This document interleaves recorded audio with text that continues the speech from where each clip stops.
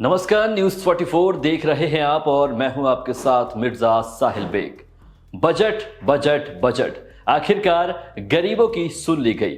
गरीबी की सबसे अहम जरूरत है सिर पर छत, और इसी को देखते हुए इस साल बजट में निर्मला सीतारमण ने बड़ा ऐलान कर दिया। वित्त मंत्री निर्मला सीतारमण ने अपने बजट भाषण के दौरान देश की जनता को किफायती घर मुहैया करने के लिए बड़ा ऐलान किया है।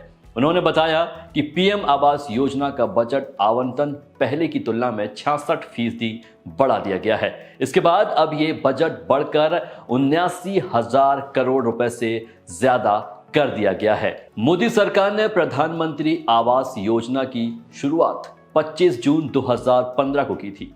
बता दें कि वित्त वर्ष 2022-23 में वित्त मंत्री निर्मला सीतारमण ने प्रधानमंत्री आवास योजना हेतु 48,000 करोड़ का आवंटन किया था। प्रधानमंत्री आवास योजना का मुख्य काम सभी लोगों को अपना घर देना है। इस योजना के तहत सरकार उन लोगों को घर बनाने के लिए पैसा देती है जिनके पक्के घर नहीं हैं। प्रधानमंत्री आवास योजना के तहत हर साल अलग अलग लक्ष्य भारत सरकार और राज्य सरकार से आवंटित किए जाते हैं। पात्रता की बात करें तो इस योजना के तहत गरीब परिवारों को मकान दिए जाते हैं।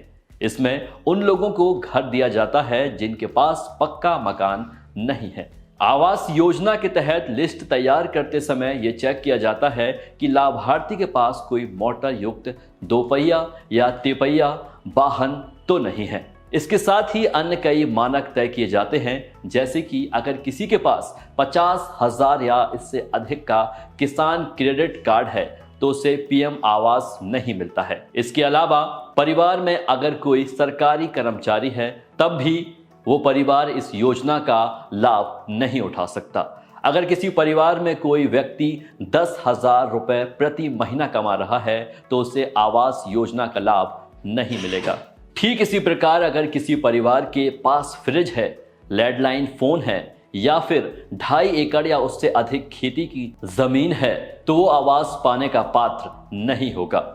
आवास योजना की लिस्ट तैयार करते समय इन बातों का ध्यान रखते हुए सर्वे किया जाता है और उसके बाद लिस्ट तैयार की जाती है। अब तक देश में लाखों लोग इस योजना का लाभ उठा चुके हैं।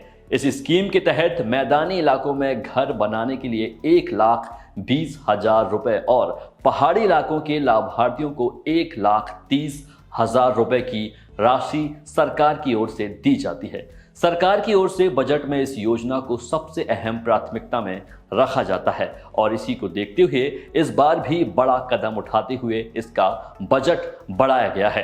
कच्चे घरों में रहने वाले लोग अब पक्के मकान में रहेंगे। बाढ़ से पीड़ित लोगों के घर टूट जाया करते थे, अब उनको भी इस योजना से राहत मिलेगी।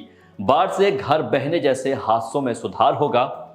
आज के दौर में सबसे जरूरी लोगों के लिए उनका खुद का घर ही होता है और इसी को ध्यान में रखकर इसका ऐलान किया गया है। ऐसे ही तमाम खबरों को जानने के लिए देखते रहिए न्यूज़ 44। नमस्कार।